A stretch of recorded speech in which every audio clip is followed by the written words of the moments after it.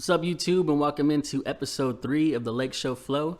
I'm Gio with my co-host Joe. What's up, Lake Nation? So tonight in Cleveland, in Sexland, but I don't think it's that no more, LeBron came out in his homecoming game hot, and the Lakers remain undefeated on the road, 10-0 so far, with a 115-108 win over the Cavs. So starting out, we're going to go over the key performers on both teams. So first off, we had your Lakers. We had LeBron James with 46, 8 rebounds and 6 assists. We had AD with a quiet 17 and 10 rebounds. Then we had Schroeder and KCP each with 10 points. And then off your bench, you had Harold with a 15, 6 rebounds, 1 assist game. And we had Kuzma with 4, and then Caruso with 3, but they both played key defense down the stretch in the fourth quarter. And then for Cleveland, we had Andre Drummond with 25 points, 17 rebounds. Colin Sexton with 17 points, 6 assists, and 4 rebounds. And key players off the bench for them were Osman, 20 points, 2 assists, 2 rebounds, hit some key threes, and Darius Garland with 11 points, 5 assists, and 2 rebounds. So we're going to go ahead and start with the first quarter. What did you notice out there? All right, so first quarter, man, I mean, they had AD pretty much kind of start off slow. I mean, they had Drummond on them most of the time, but they're playing zone. So basically, anytime AD went into the paint, Drummond just switched over to him. So it's not like they just played each other one-on-one. You know, but AD likes to do most of his damage in the paint. He don't really shoot threes unless he's like feeling and he's crazy hot. But tonight was one of those nights where it's just you have Drummond on the other side, who defensively is like no slump. Like defensively, Drummond's always been good. So, I mean, I don't know. It's just one of those situations where you look at AD, and we talked about it just like the other night. You know, he destroyed freaking Chicago, but then he goes against this team who actually had big men, and he struggles. So, I mean, what do you think about AD struggling? Yeah, I think with AD, once he realized he wasn't able to get to the paint as easy as Chicago, it seems like it just kind of threw off our whole vibe because the whole team just seemed sloppy. We kind of just didn't have an offense for a while. We kept turning the ball over, and it was just a sloppy start. But then LeBron started catching fire from 3. Dennis was getting a little aggressive, more aggressive in the last 2 games. So I think that helped us kind of take some pressure off AD. He was still playing defense. Like he got a block in there on Drummond, so that felt good to see. But we couldn't really slow down Sexton at first. He started off pretty hot too. Yeah, he had a good start. You know, like you said, LeBron had a crazy start. LeBron had like 4 threes in the first quarter. He got to the foul line, made his 1 free throw. You know, so he started off good. And then back to the whole Drummond thing too. It's not just like Drummond was just playing defense. In the first quarter, he also scored a lot too. He got to the free throw line a few times. He had some offensive rebounds, and overall Drummond just was doing good. And then Marc Gasol got into foul trouble early, which is like, I don't know. I mean, you kind of expect that to happen. I feel like this happened so many times this year. Marc Gasol just cannot keep up, it feels like, you know? But the difference I noticed with Marc Gasol early in this game and the last game is he's hustling. Like, he's getting the fouls because he's actually getting in front of people. And before, he was almost letting people get past him, and he'd foul late. Oh, yeah. But this time, he's kind of squaring up right in front of him, and it makes a difference. Like, he's getting fouls still, but it's like fouls that he'll take if he's actually putting his body in front of people. Yeah, because, I mean, he's trying, which is good, like you said, but I think now, because let's say the opposite, right? Let's say he's not trying, he's not getting fouls, right? It's still like he's playing empty minutes though when he plays like that, because it's like he's not trying to affect shots, he's not really getting rebounds, he's not really doing nothing. So it's like, at least this way, they're not empty minutes. I mean, even if they're fouls, people still have to go to the free throw line and make their shots. I mean, maybe someone misses a free throw, you know? So I mean, they're not empty minutes. So I like when Marc does it. If he gets in fouls, who cares? I mean, he doesn't play like heavy minutes anyway. Yeah. He got Harold off the bench. If I was Vogel, I'd be like, listen, dude, go out there. If you get fouls, it's fine. Don't worry about it. You know, we just need you to put a body in the paint. So, I mean, it's good to see that from Marc. Yeah, Marc was definitely doing his thing. Kuz came in, started rebounding. Like, that's just his thing now. He'll crash the boards. He'll start hustling right away. So I like that. because it kind of gets the offense going too, because they'll get some outlet passes off the rebounds, and it really helps. Even on offensive rebounds, he seems to crash those a lot more. Yeah, even if he doesn't get the board, I like that he's at least trying, because like even sometimes, even in this game and in other games too with Kuz, you see he even tries to tip it out, which keeps possessions alive, you know? So I like that he tries. He's got a lot of energy. He plays defense. He's not really looking to score. When he does score, it's good. I like it. But I like that he's okay with doing all the dirty stuff, you know? Like, he's just taking on that role, which is good. And then you got Trez, you know, Montrezl coming off that bench, you know? Trezl. He's always got freaking a lot of energy, you know? Tonight, first quarter, nothing special. But once again, like I said, I feel like Kuzma and Trez and even Caruso, they do a lot of things that don't show up in the stat sheet. Yeah, like contesting shots. We'll be talking about Caruso later for sure. Yeah, you know, like they contest shots. They go up to try to get boards. They try to go into the passing lanes. They might try to take some charges. Things that just, you know, don't show up too much in the box score and don't look like glamorous and stuff. Yeah. They do it, which is good, you know. So to end that quarter, it was a 34-23. So not bad. I mean, 11-point lead, and it's kind of like us as Laker fans, we don't get to watch Cleveland as much, but we know it's Cleveland. But they still showed a lot. Like, you can tell their team's hungry. Like, they're making like they forced a lot of turnovers in this game. So we'll get to the second quarter. First thing I noticed in the second quarter was Trez. Again, you mentioned him in the first. He was starting to get hot. He was starting to do his thing. What'd you see out there? Yeah, Trez was like doing good. Trez had like 3 baskets and got to the free throw line too a few times. But the thing with Trez too that was different than other nights, because what they've mentioned too before is that he's like, I think it was like number 1 in ISO scoring or number 2 or something like that. Yeah. But tonight it wasn't just pass the ball to him in the block and it was letting him like dirty points. Like it was like rebounds and putbacks and stuff like that. It was like pick and rolls and cutting to the basket. Like, it was just all like dirty work stuff. It wasn't just like him trying to dribble off on the side and shoot stuff. So that was good to see from Trez tonight too. Yeah. And then Drummond, we mentioned him in the first. In this quarter, there was a point where he had already 17 points and 10 rebounds. And for us, like we said, we don't watch Cleveland. We're Laker fans. We don't get to see a lot of Cleveland's games. Yeah. But he's a lot more offensive than I think we expected him to be, like you said. Way more offensive. Like, he was fast too. Like, I don't know what it is, but I just had this stigma that Drummond was slow. Yeah. But he actually was fast. And like you said, he had a double-double already in the second quarter, which is crazy considering you have Anthony Davis guarding the paint, because it's not like he's shooting threes. Like, he's not making jumpers. He's not shooting threes.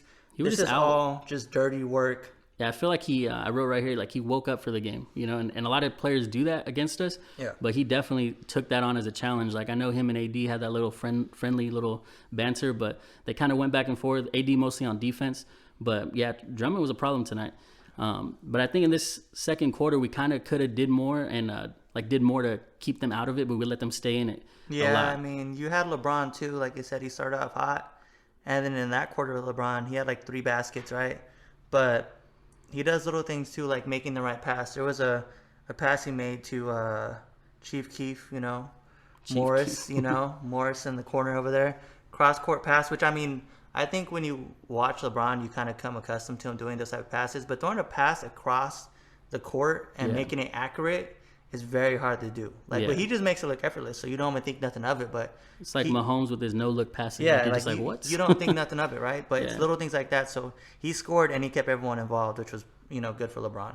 Yeah, and with AD, he continues to struggle with those free throws, man. Like, and struggling offensively in general in that second quarter. But those free throws, man, like we saw that stat. It's him and Trez are pretty much right there, the same percentage. Yeah. But Trez is up 10% from last year, and then AD's down 12%. Yeah, so, he got to the free throw line tonight. He didn't miss too much, but I think just initially I got a little worried because he missed like maybe 2 out of his first 4 or 5.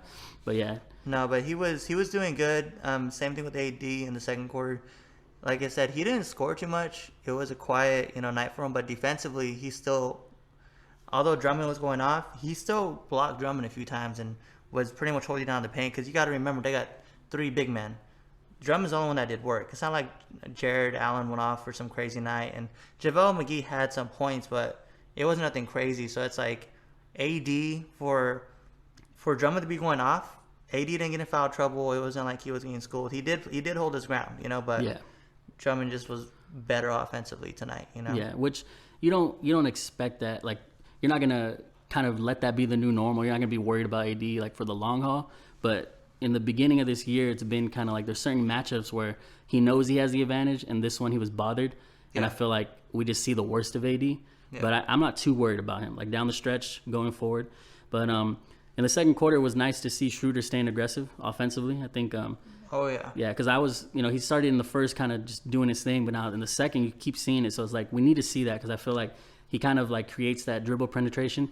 He can kick it out to someone or he'll take it himself. He doesn't get enough foul calls to me though. But. Yeah, he does. I mean, he attacks the paint a lot and he is on the freaking ground a lot, But I mean, he's got to stay just consistent and attacking, But he's also got to remember he could shoot too. I feel like we just need to set more things up for him. Like he's a good 3-point shooter. Like he can make shots. So even the pick and roll, like I feel like he has the ball, but there's still sets where I feel like LeBron's ball dominant, which is great. It's LeBron. You have to let him have his time, But I think Dennis could like do more. But I just think they need to set him up more. But I mean, it's not a need. It's not like we need it. But it's just good to see. It's good to see someone else score to have other than AD on LeBron. Yeah, to have that reliable third option, it would just be nice. And he pretty much is. But I feel like sometimes maybe he doesn't go all out because of, maybe he's a little afraid to take away from the starters. But yeah, they should definitely drop some more plays for him. LeBron, though, he missed most of the second, but then I noticed he comes back in, scores like a quick 6 points, ends up with 23 at the half, and we keep our lead 65-58. And a little halftime breakdown, though, we noticed we did shoot 17 three-pointers this game, which is a lot more than the first game. I think it's just because there's a lot of bodies inside. But then we also let them outscore us 30-28 in the paint. So what do you think attributed to that? Yeah, well, I mean, obviously that's a lot of Drummond, It's not a big margin, so I'm not too worried about it, But like you said, we shot 17, we made 6 threes. They shot their 10, they made 5. Yeah. Field goal percentage, we were at 53, they were at 44. And then the assists were at 14 and they had 9. And then rebounds are pretty much dead even with 22-21. Yeah. And then basically turnovers, we had 7, they had 8. Everything was pretty much like dead even except for, basically the score was pretty tight at this point, So, but we were shooting a better percentage than them, which is always good to see. Yeah. But overall, a good first half, I would say. Yeah. So going into the third, I did right here. LeBron was back at it with his stroke in the beginning of the third, but then after he made another three, we end up letting them go on a 12-2 run. So it's pretty much a trend now. The last 2 games, we kind of just struggle in the third. I don't know what it is. I don't know if it's just comfort because we know we're kind of dominating the game in a way, like have a good enough lead. Yeah, I don't know what it is, dude. Because like we talk about all the time. Like we have these moments, dude, where we play so amazing, and it's like, wow, we're this amazing team. And then we have moments where it's like I said, we're just like, what the heck are we doing? And it was one of those moments again, third quarter. It was just horrible, and we basically let them like crawl back into it. LeBron was 1 for 5, which is not great. AD, other than 4 free throws, only had one bucket. You had KCP that had 2 free throws, which is okay. And then you had Mark, who finally scored this game, had his 2 free throws. And then you had a Kuzma to basket. But I mean, it's like no one exploded in that quarter. Yeah. Besides them. Besides their team, like I said, Drummond had his thing. I think Osman had 3 threes, and he had 2 back-to-back. Technically, he had 3 back-to-back because he ended the last quarter with a crazy heave 3, but he just went off for 3 threes in a row, pretty much. So he exploded, and then Drummond got some more baskets, and then Sexton got some more baskets, But the third quarter, like you said, I don't know what it is. I don't know if they go in there and they get all we're doing great, and people start coasting. I think what we need to do too, I think we need to try to change rotation too. I feel like there's games where people will be doing good. I know we have our starters, but I think you should start a different rotation. Maybe even start the third with Trez, because Trez was doing good tonight. Let him keep playing. Kuzma was hustling. Let him keep playing. Yeah, I think, LeBron, AD.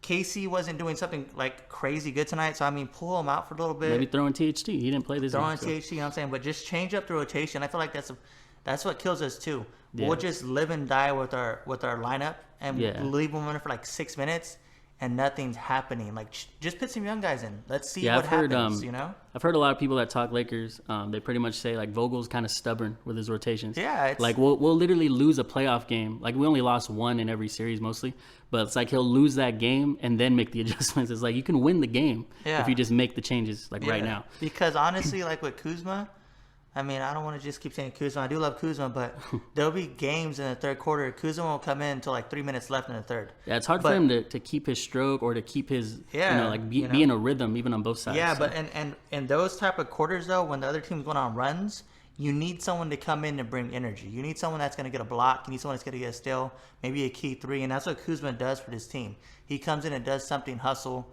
get a block, something like that. So like, sub him in, don't keep KCP out there. It's okay to like sub him out if he's having a bad game, or even Dennis Schroeder. LeBron plays point guard anyway. Just take him out. Like, it's fine. Try something else. Yeah, you got to adapt sometimes. Yeah. And for that third quarter, basically, the story of it was just us kind of letting them get on a run. We had a 15-6, or they had a 15-6 run on us at the halfway mark of that quarter. Yeah. We went through multiple scoring droughts. We had 0 field goals in 5 minutes at one point, which is just how. Yeah, which is crazy too, because I mean, we finished that quarter 89 them, 87 us, which with all this bad, we still were right there, which is crazy. I don't know how that even happens. How do you go 5 minutes without a field goal? With our team, and you end the quarter and you're only down by 2. You know, a crazy thing about their run was that Drummond and Sexton were both with 4 fouls, so they weren't even playing that long. They went on that run without them in. And the thing I told you in the game was we can get away with that against Cleveland. Yeah, definitely. We're not going to get away with that when we play on Thursday against the Sixers. Like, we're just not. Yeah, I think that's Wednesday, but still. The Sixers will definitely come out with some heat if we do that. So I mean, we need to get this corrected. I mean, Vogel needs to talk to his guys because I mean, obviously they'll probably go over film tomorrow and talk about this stuff. But they need to get it addressed because it can't just it can't be something that reoccurs, and it feels like it's slowly becoming something that's reoccurring. You know? I think now that we go into the fourth quarter, I feel like Vogel actually, I can give him credit on this one. He made the adjustment of throwing Caruso in for most of that fourth and Kuz. Yeah. So we get into that. Pretty much, Kuz comes in and starts just wrecking some stuff. Like, he got the alley-oop block. He started getting rebounds again, fighting. Caruso playing defense. How'd you feel about those two? The Karuzma show. The Karuzma, yes. Credit to my girl right there making up that name. But the Karuzma, But yeah, I mean, like what we talked about, you need to do that. Like, you can't just live and die on, the mountaintop with your guys. Sometimes someone's just not hitting, and it's fine. Like, Kuzma and Caruso added the little juice that we needed on defense. They both were doing the dirty work, and it was just a breath of fresh air, And then you also had LeBron that just went off, like, in the fourth quarter, like, insane. Like, this guy hit another, like, 3 threes. I think he had a logo 3, too. Yeah, logo 3. He had, like, 6 baskets. Like, he just went off, And the thing I like about that is, like, LeBron, because people talk about it all the time, LeBron doesn't have that dog. People say he doesn't like to close out games, this or that. I like this version of LeBron. I like when LeBron is aggressive and says, hey, I'm better than everyone on this court. Give me the ball and let me score, So I got something to add right here. So after I look at a tweet, and I guess Lebron actually, what stemmed that run was basically someone up from the front office was on the sideline, and they seemed like, he said they were too excited to see him miss at the end of the third. So then in that fourth quarter, he outscored Cleveland 21-19. So it's like he got fired up from that. But he's not going to have that every game. So this dog you're talking about, he needs to have that, but mentally on his own. Like, he can't use motivation outside. I mean, it could happen sometimes, but it's not always going to happen. Yeah, and I mean, and it's a game where it needed to happen too, though, because you had AD that struggled the entire game. I think the whole fourth quarter, AD had like 1 basket. Still was playing good defense, but in a game like this, it's good to see LeBron take over and just do it and not shy away from the moment. Because, I mean, he's got to be that man. Like, me and you go back and forth so many times about LeBron, and it is what it is, but I want him to be that man. You know what I'm saying? Don't be afraid of the moment. Do what you got to do. And if you miss, I don't even care. I could live with him missing. I can't live with him not taking the shots and giving someone else the moment. Like, and I get it. People always say, like, he makes the smart play, and he does make the smart play. I'm not saying go 1-on-3, but there's sometimes where it's like, okay, if you got, like, Colin Sexton guarding you, be the man. Take him to the basket. Do something, because it's like he's not going to stop you. No one's going to stop you. And I just like that tonight he was a man, and I mean, it was good. I loved it. He had a great game tonight. Yeah, so previous game, it was AD's homecoming, and then this game, LeBron comes home, does his thing. So then we have Philly next, and the thing I'm really looking at there, AD struggled with the 3 big man rotation that the Cavs had. Not every team's going to have that, but they don't really need 3 guys when you got Embiid out there who's been cooking. Embiid is pretty much all those guys in one. So Yeah. they'll be curious, very, very curious to see how that's going to work out, see if AD could show up.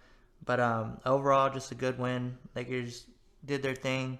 Let's just see if we could basically do it against a team that's actually is good. Because these last 2 people, we're supposed to beat Chicago. We're supposed to beat Cleveland. Yeah. This is going to be a good test. This is probably, other than the Bucks Probably our biggest test of the year. and the Clippers, I guess, opening night. I mean, this is going to be one of the biggest tests we could have so far in the early season. So we'll see what happens with that. But, yeah, good win for the Lakers. Definitely a good win and a monster homecoming game for LeBron. But we got that huge test in Philly coming up, so we'll be reacting to that in episode 4. But that'll do it for episode 3, and we appreciate all the support. We hope to see you guys back for episode 4, and remember to like, comment, share, subscribe, and follow us on Twitter.